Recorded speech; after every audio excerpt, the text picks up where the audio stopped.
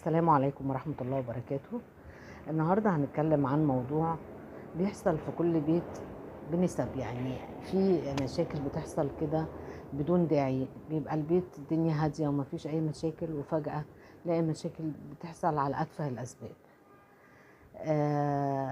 خناقات، مشاحنات، ممكن ما يبقاش في أي سبب، نلاقي زعيق ومشاكل وكل واحد بيتلكك للتاني على أي حاجة.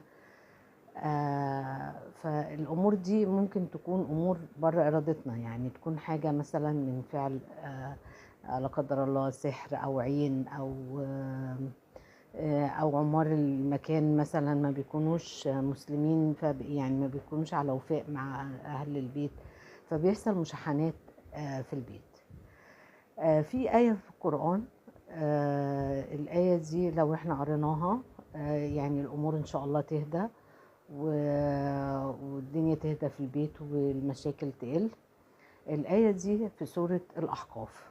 احنا أقول لكم على الطريقة إن احنا هنقرأ سورة الأحقاف بعد صلاة العشاء، وهاجي عند الآية ديت وهقراها 21 مرة.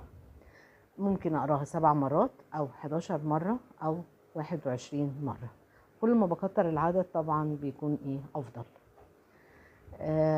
أنا مش عايزة أقول أعداد محددة، يعني قولوها بأعداد مفتوحة على قد ما تقدروا. يبقى هنقرأ سورة الأحقاف بعد صلاة العشاء، وبعد كده هقرأ الآية اللي أنا هقول لكم عليها زي ما قلت لكم 7 مرات، 11 مرة، 21 مرة، على قد ما نقدر، وهنكمل باقي سورة الأحقاف للآخر. الآية ديت بسم الله، أعوذ بالله من الشيطان الرجيم، بسم الله الرحمن الرحيم. تدمر كل شيء بأمر ربها فأصبحوا لا يروا إلا مساكنهم كذلك نجزي القوم المجرمين. يبقى احنا هنقرأ الآية زي ما أنا قلت لكم، هنوصل لغاية الآية 25، وهنقراها من 7 مرات، 11 مرة، 21 مرة، بعدد مفتوح زي ما احنا عايزين.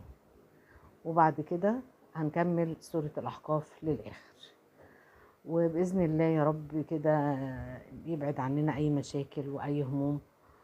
وطبعا مع المواظبة على الصلاة وعلى سورة البقرة طبعا في البيت، من يعني كلها خير ومن أجمل السور. طبعا كل قرآن ربنا جميل، وخذ من القرآن ما شئت لما شئت. بس زي ما بقول لكم الآية اللي في سورة الأحقاف قوية جدا، واللي يقراها ويقول لي النتائج وصلت معاه، الدنيا هديت، الأمور استقرت. ونداوم عليها على الأقل لمدة شهر، يعني مش أقرأ مرة وخلاص، لا، كل يوم أقراها ألاقي الدنيا يبقى فيه هدوء، وفيه كده يبعد عننا أي مشاكل وأي هموم.